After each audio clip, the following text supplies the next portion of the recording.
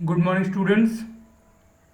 We are going to study chapter 6 combustion and flame. Student, this session is for class 8 science, and this is 6th chapter of our NCERT book. Students, we have completed the same chapter by using some PPTs, and today we are going to explain the same thing which is given in NCERT book. Okay, so you can see a picture in figure 6.1. It is burning of magnesium. So let us discuss something about this chapter. You can see here we use different kinds of fuel for various purposes at home, in industry, and for running automobiles. Can you name some fuels used in your home? So students, I hope you know name of some fuels which we are using at our home. So try to write the name of these fuels.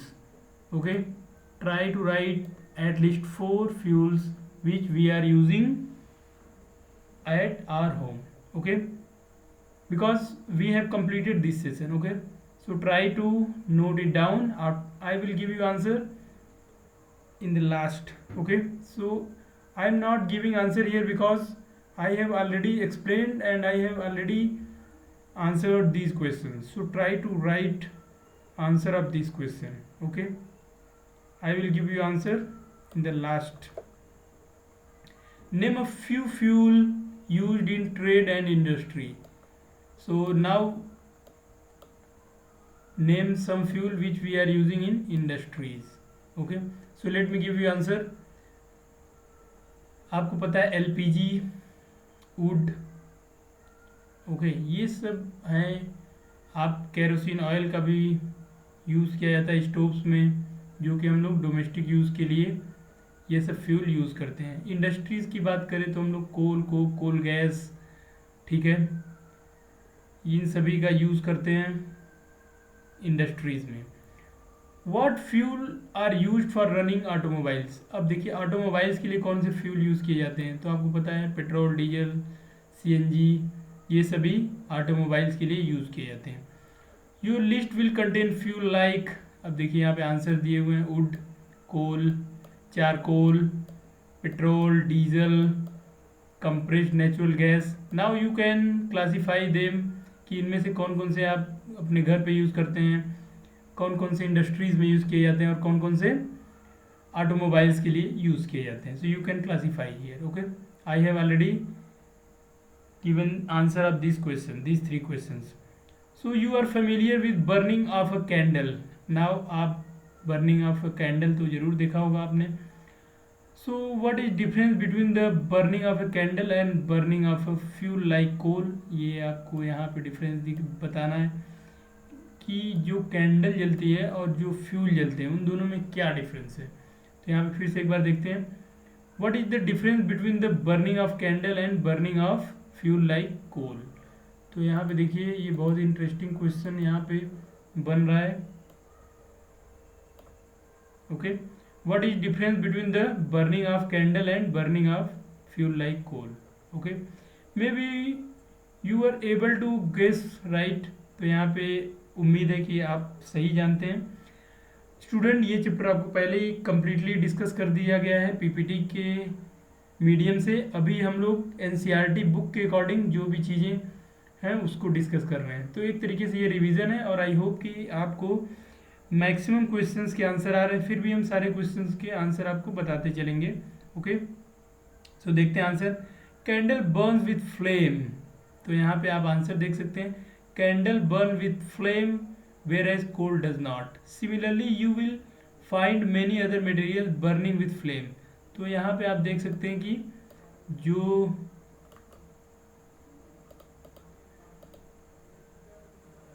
Excuse me 1 minute, यहाँ पे आप देख सकते हैं कि जो candle है वो यहाँ पे देखिए candle burn with flame. Candle हमारी फ्लेम के साथ बर्न करती है, but coal does not. Coal flame नहीं देता. Similarly you will find many other materials burning without flame.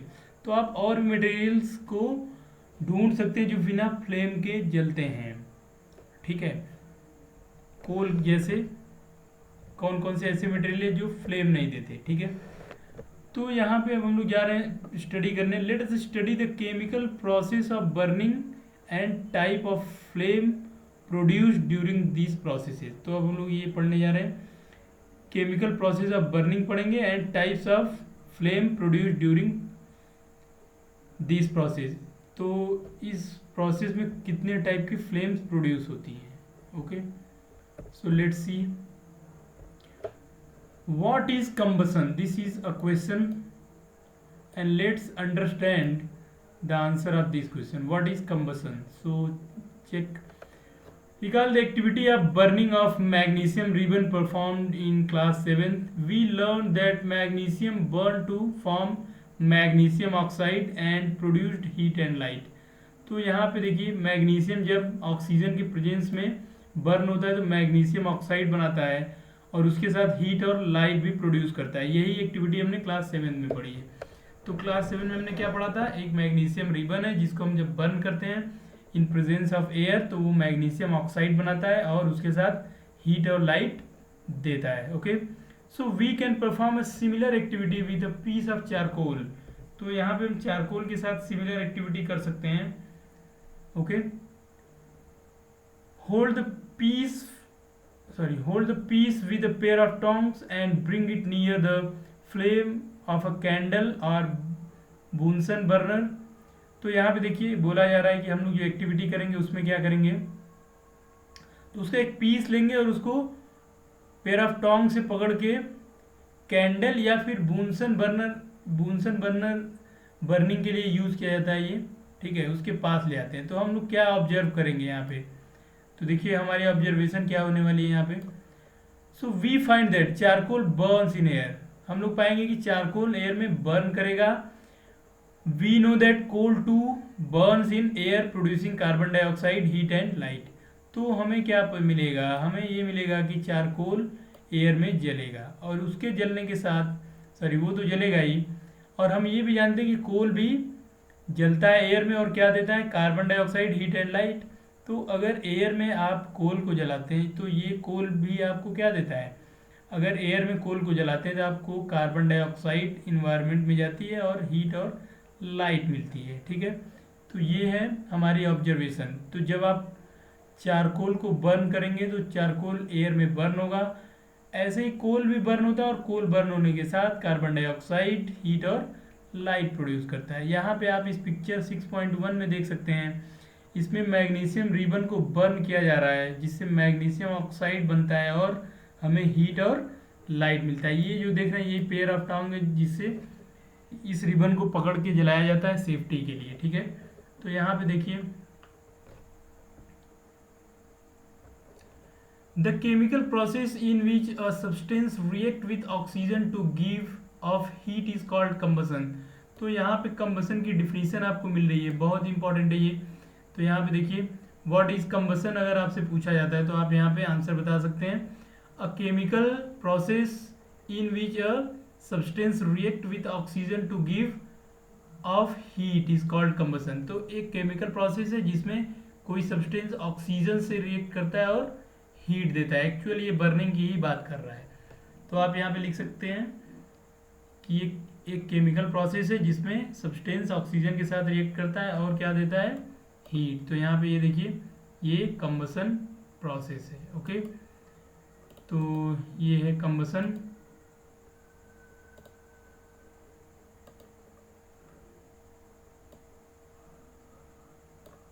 ठीक है, ये combustion. The substance that undergo combustion is said to be combustible. तो यहाँ पे देखिए बहुत इंपॉर्टेंट है, व्हाट इज कंबस्टिबल सब्सटेंस। तो यहाँ पे आपको आंसर मिल रहा है, a substance the substance that undergoes combustion is said to be combustible. So what is or what are combustible substances? So the substance or substances that undergoes combustion are said to be combustible substances, okay. It is also called a fuel. So same thing is known as fuel, okay. It is also called fuel. So आप देख सकते हैं it is also called fuel. तो यहाँ पे आपको जो सबसे इम्पोर्टेंट चीज़ें पता चलती हैं वो हैं यहाँ पे व्हाट इज़ फ्यूल। आपके पास सामने कितने क्वेश्चन बनते हैं यहाँ पे देखिए, आपके सामने क्वेश्चन बन रहे हैं। First question is what is combustion, okay. Then second, what are combustible substances, and third, what is a fuel. अब इन सभी के आंसर आपको इस पैराग्राफ में मिल रहे हैं। अब ध्यान से इसको पढ़ेंगे और देखेंगे कि इन सभी 3 क्वेश्चन के आंसर हमें इसी पैराग्राफ में मिल रहा है। तो देखिए, a chemical process in which a substance react with oxygen to give off heat is called combustion. तो यहाँ पे आपको व्हाट इज कंबसन का आंसर मिल गया। Second question, what are combustible substances, तो आपको इसका आंसर मिल रहा है the substance that undergo combustion is said to be combustible. तो ऐसे सब्सटेंसेस जिनका कंबसन हो सकता है, मतलब जो ऑक्सीजन के साथ रिएक्ट करके हीट देंगे, उन सभी को कंबस्टिबल सब्सटेंस कहेंगे, ओके। और थर्ड क्वेश्चन है व्हाट इज फ्यूल। तो ऐसे सब्सटेंसेस जो ऑक्सीजन के साथ रिएक्ट करके हमें हीट देते हैं, उन्हीं को कंबस्टिबल सब्सटेंस या फिर फ्यूल कहते हैं, ओके। तो आई होप कि आपको ये बातें समझ में आ रही हैं। बहुत ही इंटरेस्टिंग चैप्टर है ये और बहुत ही हमारे डेली लाइफ से रिलेटेड है। आपको चीज़ें बहुत ईजीली समझ में आएंगी अगर आप चीज़ों को ध्यान से सुनेंगे और आपने जो भी एक्सपीरियंस किया है अपनी पास्ट लाइफ में उसको ध्यान से सोचेंगे। और दूसरा, आप अपने आसपास की चीज़ों के बारे में देखिए कि आप रोज़ क्या यूज़ करते हैं फ्यूल के फॉर्म में डिफरेंट डिफरेंट कंडीशंस में। जैसे घर पे जब कुकिंग होती है तो उसमें कौन से फ्यूल यूज़ किए जा रहे हैं, आप कहीं आसपास जाते हैं कोई फैक्ट्री है तो वहाँ पे क्या यूज़ किया जा रहा है, या फिर आप बाइक से जा रहे हैं तो बाइक में कौन से फ्यूल यूज़ किए जा रहे हैं। अब वो फ्यूल लिक्विड स्टेट में है, सॉलिड स्टेट में है या गैस स्टेट में, आप उसको भी चेक कर सकते हैं। तो हमारा अगला टॉपिक उसी से रिलेटेड है। तो यहाँ चलते हैं हम लोग, द फ्यूल में भी सॉलिड, लिक्विड और गैस। तो यहाँ पे देख सकते हैं फ्यूल जो है वो कुछ भी हो सकता है, मतलब कुछ भी का मतलब यहाँ पे स्टेट से है। तो आपने 3 स्टेट्स ऑफ मैटर पढ़े हुए हैं। तो यहाँ पे अगर फ्यूल की बात करें, द फ्यूल में भी सॉलिड हो सकता है। इसके एग्जांपल्स आप दे सकते हैं, जैसे कोल है हमारा, कोल क्या है, सॉलिड। लिक्विड भी हो सकता है, लिक्विड का एग्जांपल क्या है, पेट्रोल, डीजल एक्सेट्रा। और गैस, तो गैस का एग्जांपल तो आप बहुत अच्छे से जानते हैं, LPG and CNG, okay. Now sometimes light is also given off during the combustion. देखिए यहाँ पे दिया जा रहा है इस वाले लाइन में, अगर हम देखें तो कंबसन में हमको क्या मिलती है, हीट। बट यहाँ पे लिखा जा रहा है sometimes light is also given off during the combustion. तो यहाँ पे कंबसन में हीट एंड लाइट दोनों हो सकती है, ओके। तो यहाँ पे देखिए sometimes light is also given off during combustion either as a flame और एज अ ग्लो। तो यहाँ पे देखिए ग्लो कर सकती है लाइट, ग्लो से मिल सकती है या फिर फ्लेम से मिल सकती है। अब क्या डिफरेंस है दोनों में, ग्लो और फ्लेम में क्या डिफरेंस है।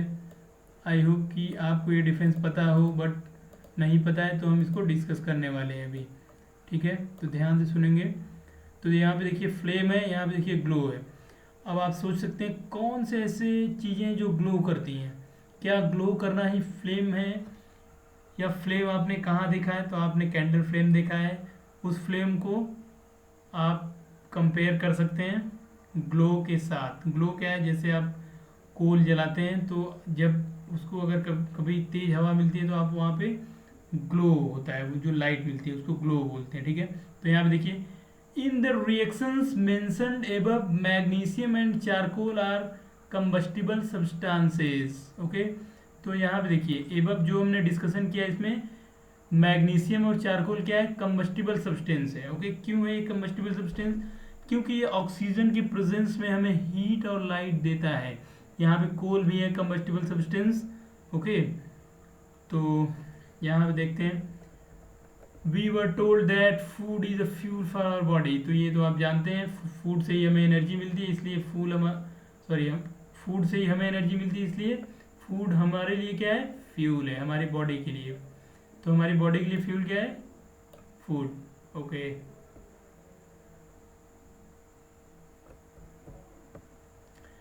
Now let's see Rightly so, in our body, food is broken down by reaction with oxygen and heat is produced. We learn that in class 7. तो क्लास 7 में आपने पढ़ा था कि जब बॉडी में फूड जाता है तो क्या होता है, ऑक्सीजन से रिएक्ट करके ये हीट प्रोड्यूस करता है, ठीक है, जिससे हमें एनर्जी मिलती है, ठीक है। यही आपने क्लास 7 में पढ़ा है। अभी इसको हम लोग रिवाइज कर लिए, फिर से एक बार सुन लीजिए। फूड जब हमारी बॉडी में जाता है तो क्या होता है, ऑक्सीजन के साथ उसकी रिएक्शन होती है जिससे हीट प्रोड्यूस होता है और उस हीट से हमें एनर्जी मिलती है, ठीक है। आगे चलते हैं एक्टिविटी 6.1 की तरफ, देखते हैं ये एक्टिविटी क्या है। तो ये एक्टिविटी देखिए, बहुत इंटरेस्टिंग एक्टिविटी है, ठीक है। अब यहाँ पे देखिए ये सभी मटेरियल्स हैं, इनकी हेल्प से हम लोग एक्टिविटी करेंगे। Collect some materials like straw, matchstick, kerosene oil, paper, iron nail, stone pieces, glass etcetera under the supervision of your teacher. तो अभी हम लोग क्योंकि क्लास में नहीं है, जब हम लोग क्लास में होंगे तो हम लोग एक्टिविटी परफॉर्म करेंगे, okay. Try to burn each of these materials one by one, okay. If combustion take place mark the material combustible, otherwise mark it non combustible. तो अब ये सारे यहाँ पे हमारे पास जो ऑब्जेक्ट हैं, जो मटेरियल दिए गए हमको, इन मटेरियल को हमें चेक करना है कि ये कंबस्टिबल है या नहीं। तो आप मटेरियल देख सकते हैं क्या क्या है यहाँ पे। तो यहाँ पे टेबल में भी हमारे पास मटेरियल अवेलेबल है, हमको बताना है इनमें से कौन कौन से मटेरियल कंबस्टिबल है, कौन कौन से नॉन कंबस्टिबल है। तो ये टेबल आपको फिल करना होगा, क्योंकि हमने ये कंप्लीट आपको पीपीटी जब कंप्लीट कराया था वो कंप्लीट करा दिया है। तो ये आपको होमवर्क दिया जा रहा है, यही होमवर्क आपको कंप्लीट करके मेल करना है, okay. So student, this is homework for today. Now check this table and complete, okay. I will provide you answer in after I will provide you answer of this part tomorrow, okay, in the next video। तो आज आपको ये इसको send करना है कल morning तक, क्योंकि ठीक है, इसको कंप्लीट करने के बाद जब मॉर्निंग में इवनिंग 7 PM तक आप सेंड कर देंगे, ठीक है। तो यहाँ पे आपके पास देखिए मटेरियल क्या क्या है, वुड है, पेपर आपको पता है, आयरन नेल है, kerosene oil, stone, straw, charcoal, matchstick, glass. इतने मटेरियल्स हैं, इनमें से कौन कौन से ऐसे हैं जो ऑक्सीजन के साथ रिएक्शन करेंगे और हीट और लाइट प्रोड्यूस करेंगे, और कौन कौन से ऐसा नहीं करेंगे। तो जितने भी ऑक्सीजन के साथ रिएक्ट करके हीट और लाइट प्रोड्यूस करेंगे वो सभी कंबस्टिबल में जाएंगे, जो ऐसा नहीं करेंगे वो नॉन कंबस्टिबल में जाएंगे। तो आप इसको क्लासीफाई करेंगे। Now you can see, can you name some more substances which are combustible. तो आप दे सकते हैं, और भी बहुत सारे, जैसे कोल के जितने भी हैं सभी कंबस्टिबल हैं, पेट्रोलियम से डिफरेंट टाइप के कंबस्टिबल सब्सटेंसेज मिलते हैं, ठीक है। You can add those two the table 6.1। तो आप इस टेबल में उन मटेरियल्स को ऐड कर सकते हैं। तो ट्राई करिए, ठीक है students. If you try to do these things, then only you will be able to understand and remember the different things, okay. These are very interesting because these are related to your daily life. So let's see the next paragraph. Let us investigate condition under which combustion take place. So we are going to understand the condition for combustion, okay। तो combustion होने के लिए कौन कौन सी condition है, क्या कहीं भी combustion हो सकता है या इसके लिए कुछ बहुत ही नेसेसरी कंडीशंस हैं। तो उसके लिए हम लोग एक एक्टिविटी से उसको चेक करेंगे, ठीक है। तो यहाँ पे हम लोग करने जा रहे हैं एक्टिविटी 6.2। इस एक्टिविटी को आप घर पे भी इजीली परफॉर्म कर सकते हैं, ठीक है। बट यहाँ पे एक चीज़ का ध्यान रखना है, और वो ये है। तो क्वेश्चन यहाँ पे क्या है, be careful while handling burning candle. यहाँ पे कभी कभी क्या होता है, जो कैंडल बर्न करता है तो उस जो वैक्स होता है वो मेल्ट करके आपके हाथों में आ जाता है, जिससे आपका हाथ जल सकता है। सो इसको आपको चेक करना है कि ऐसा नहीं हो, ठीक है। तो इस यही यहाँ पे क्वेश्चन है, be careful while handling burning candle. Careful रहना होगा, नहीं तो आपका हाथ भी जल सकता है। यहाँ पे देखते हैं fix lighted candle on a table, put a glass chimney over the candle, okay, and rest it on a few wooden block in such A way that air can enter the chimney. तो यहाँ पे देखिए क्या है, ये burning candle है जिसको एक वुडन सरफेस के ऊपर रखा गया है, या फिर किसी और सरफेस पे भी रख सकते हैं आप।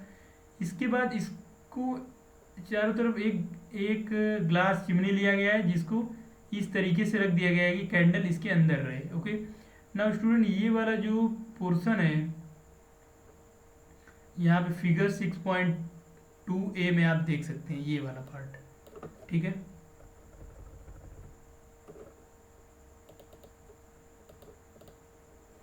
यहाँ पे देखिए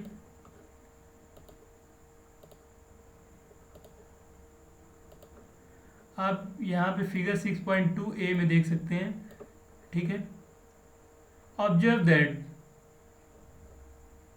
observe what happened to the flame. तो यहाँ पे क्या हुआ, एक बार फिर से रिवाइज करते हैं।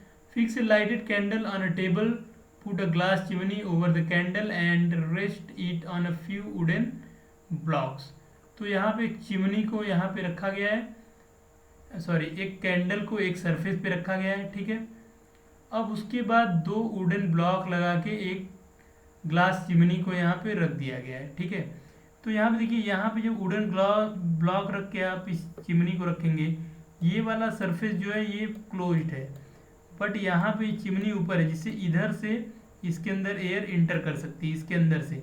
यहाँ पे ये जो ग्लास का जो एंड पॉइंट है ये वुडन सरफेस है या फिर कोई सरफेस है, इसको टच नहीं करता है क्योंकि आपने ये जो वुडन ब्लॉक लगाया हुआ है, ठीक है। तो इसके अंदर एयर जा सकती है, ठीक है। तो आपने क्या ऑब्जर्व किया, यहाँ पे देखना है observe what happened to the flame. तो यहाँ पे ये लगातार बर्न होता रहेगा, कोई प्रॉब्लम नहीं होगी क्योंकि इसमें एयर इंटर कर पा रही है। अब देखते हैं सेकेंड पार्ट, मतलब बी के बारे में चल रहे हैं, बी की तरफ। Now remove the blocks and let the chimney rest on the table. तो अब ये दोनों जो ब्लॉक है इनको हटा देना है और इस चिमनी को एकदम इस सरफेस के साथ टच करा देना है जिससे कि इसमें एयर इंटर नहीं कर पाए, okay. Now again observe the flame. तो अब फिर से ऑब्जर्व करेंगे तो क्या होगा, थोड़ी देर तक ये कैंडल बर्न करती रहती है और उसके बाद बुझ जाती है। तो यहाँ पे देख सकते हैं, again observe the flame, finally put a glass plate over the chimney, finally put a glass plate over the chimney, figure 6.2c। Watch the flame again, what happened in 3 cases. तो इन सभी 3 केसेस में क्या हुआ इसके बारे में discuss करना है। Does the flame flicker off, क्या फ्लेम बुझ गई। Does it flicker and give smoke, क्या ये बुझने के बाद धुआं दे रही है। डज इट बर्न अनइफेक्टेड, क्या यह बिना किसी इफेक्ट के जल रही है। So can you infer anything at all about the role played by air in the processes of burning. तो इन सभी में एयर का क्या रोल है उसके बारे में हम लोग जा रहे हैं डिस्कस करने। So let discuss about this activity. So we find that for combustion air is necessary. तो इस एक्टिविटी से हमें मिलता है कि बिना air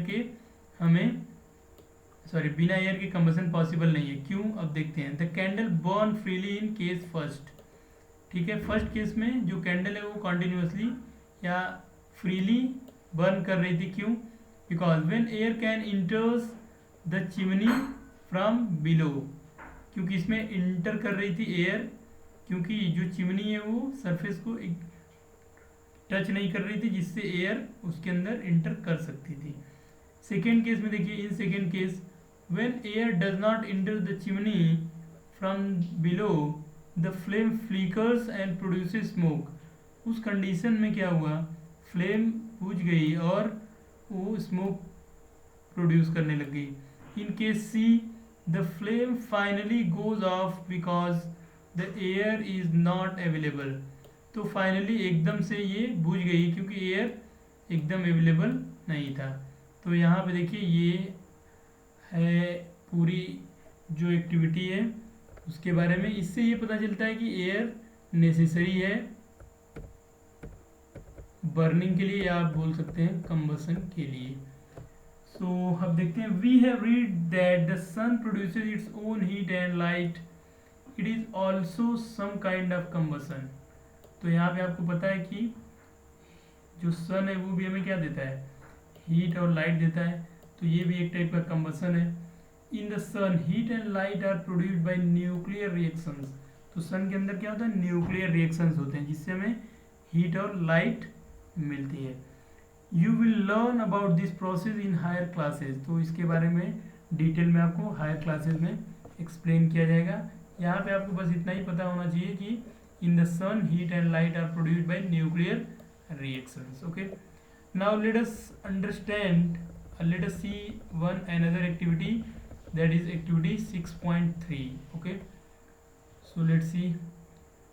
Place a piece of burning wood or charcoal on an iron plate or tawa, cover it with a glass jar or a tumbler or transparent plastic jar.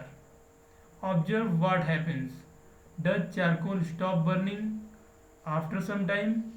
Can you think of the reason why it stop burning? तो यहाँ पे क्या करना है, एक burning would मतलब would का कोई पीस जो जल रहा हो वो लेना है, या फिर चारकोल ले सकते हैं आप, जिसको एक आयरन प्लेट या तवा पे रख देना है और इसको कवर कर देना है। किससे कवर करना है, या तो ग्लास जार से, या फिर टम्बलर से, या फिर ट्रांसपेरेंट प्लास्टिक जार से। इसमें सारी चीज़ें ट्रांसपेरेंट इसलिए लिए गए हैं ताकि आप देख पाएँ कि अंदर क्या हो रहा है। ऑब्जर्व व्हाट हैपेंड, तो आप ऑब्जर्व करेंगे कि क्या हो रहा है। तो देखेंगे कि क्या चारकोल की बर्निंग बंद हो गई है कुछ देर बाद। Can you think of the reason why it stop burning, तो क्या आप बता सकते हैं कि ये बर्निंग क्यों बंद हो गई। तो अभी इसका आंसर देखिए, you might have heard that when the clothes of person catches fire, the person is covered with a blanket to extinguish fire. Can you guess why? तो यहाँ पे देखिए इन दोनों का आंसर आपको एक साथ बताया जाएगा। यहाँ पे दिया जा रहा है कि अगर किसी आदमी को कपड़ों को आग पकड़ लेती है, फायर पकड़ लेता है, तो उसको क्या करते हैं, उसको कवर कर देते हैं विथ अ ब्लैंकेट। ठीक है, ब्लैंकेट से कवर करते हैं तो ये आग बुझ जाती है। तो क्यों होता है ऐसा, इसको गेस करना है। तो आई होप कि आपको आंसर इसका पता है। इन दोनों ही केसेस में आप क्या कर रहे हैं, एयर को स्टॉप कर दे रहे हैं, मतलब एयर वहाँ पे नहीं जा रही है जिससे बर्निंग बंद हो जा रही है। तो आप देखते हैं नाउ, यहाँ पे देखिए, blanket wrapped around a person whose clothes caught fire. तो एक पर्सन जिसके कपड़ों में आग लग गई है उसको ब्लैंकेट से रैप किया गया है यहाँ पे। So now recall some of your experiences. Does a matchstick burn by itself, how does it burn. क्या एक मैचस्टिक अपने से बनने लगती है, मतलब बर्न करती है या फिर जलने लगती है। तो यहाँ पे क्वेश्चन उसके बाद है कि या वो कैसे जलती है। तो यहाँ पे देखते हैं, you must have had an experience of burning of a piece of paper, does it burn when a burning matchstick is brought near it।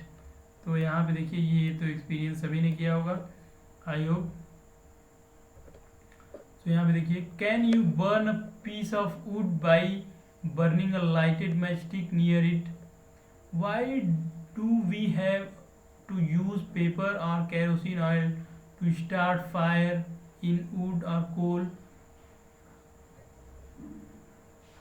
तो यहाँ पे देखते हैं, ये बहुत इंटरेस्टिंग पैराग्राफ है, इसको फिर से बताते हैं। यहाँ पे देखिए एक्टिविटी 6.3 और इस फिगर में इन दोनों ही केसेस में बर्निंग जो स्टॉप हो गई है उसका रीज़न ये है कि आपने एयर का जो ट्रांसपोर्टेशन है उसको बंद कर दिया है।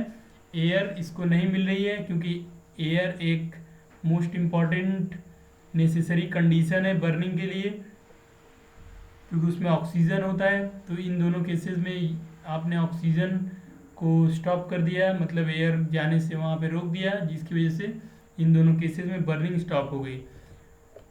बट यहाँ पे एक दूसरा क्वेश्चन है, अब यहाँ से क्वेश्चन चेंज हो रहा है दिस पार्ट से। Okay. So does a mastic burn by it self, क्या मैस्टिक अपने से जलने लगती है? हाउ डज इट बर्न, ये कैसे जलती है? तो इसके बारे में जानना है। आप सभी को पता है कि मैस्टिक अपने से तो नहीं जलती, और इसको जलाते कैसे हैं इसका प्रोसेस आपको पता है, बाई फ्रिक्शन यूज़ करते हैं। उसके बाद एक क्वेश्चन यहाँ पे देखते हैं, you must have had an experience of burning a piece of paper. तो यहाँ पे आपको पता है, आप सभी ने पेपर के पीस को जरूर जलाया होगा। Does it burn when burning mastic is brought near it, तो आपका आंसर होगा यस। अगर पेपर के पास एक बर्निंग मैस्टिक ले आए तो वो जरूर जलने लगता है। बट पूछ रहा है, can you burn a piece of wood by bringing a lighted matchstick near it, तो आपका आंसर होगा नहीं। आपने देखा होगा अगर एक मैस्टिक को जो है लाइटेड जो उसको अगर एक वुड के पास ले आए तो वो फायर को कैच नहीं करता है। तो यहाँ पे why do you have use paper, अब किसी वुड में या कोल में फायर कैच कराने के लिए आप या तो पेपर या केरोसिन ऑयल या फिर कुछ न कुछ अदर मटेरियल्स का आप यूज़ करते हैं। तो वो यूज़ क्यों करते हैं, यहाँ पे यही क्वेश्चन है। Have you heard of forest fire, इसके बारे में भी हमने ज़रूर सुना है। तो अब हम इन चीज़ों के बारे में पढ़ने जा रहे हैं। यहाँ पे देख सकते हैं ये फॉरेस्ट फायर के लिए एक पिक्चर यहाँ पे दिया गया है।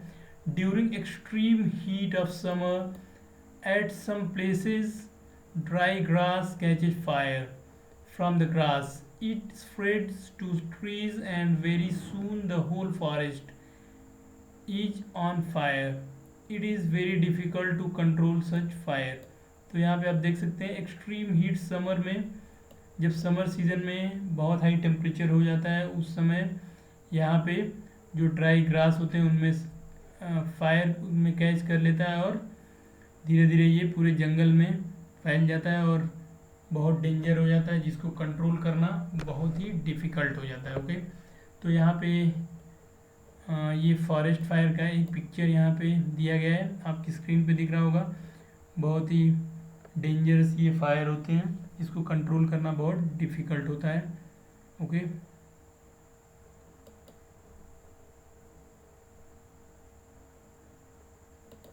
सो स्टूडेंट्स इसके आगे का हम लोग नेक्स्ट डे स्टार्ट करेंगे। ठीक है, आई होप कि आपको सारी चीज़ें समझ में आई हैं। Thank you for watching.